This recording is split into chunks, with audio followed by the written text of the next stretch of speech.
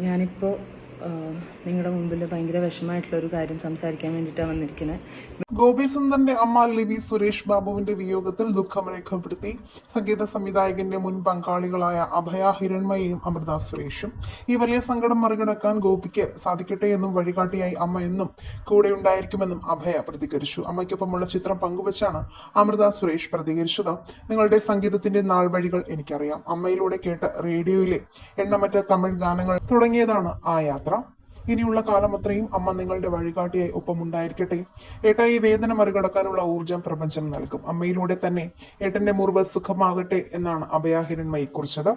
ലിവിക്കൊപ്പമുള്ള ചിത്രം പങ്കുവച്ചുകൊണ്ടാണ് ഗായിക അനുശോചനം അറിയിച്ചത്.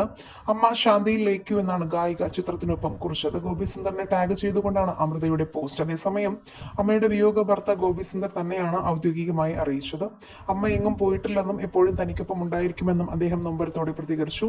സ്വപ്നങ്ങളെ പിന്തുടരാനുള്ള കരുത്ത് പകർന്നു എന്നും വഴികാട്ടിയായി കൂടെ നിന്നത് അമ്മയായിരുന്നുവെന്നും ഗോപി സുന്ദർ കൂട്ടിച്ചേർത്തു. തൃശൂരിലായിരുന്നു ഗോപി സുന്ദറിന്റെ അമ്മ ലിവി സുരേഷ് ബാബുവിന്റെ അന്ത്യം.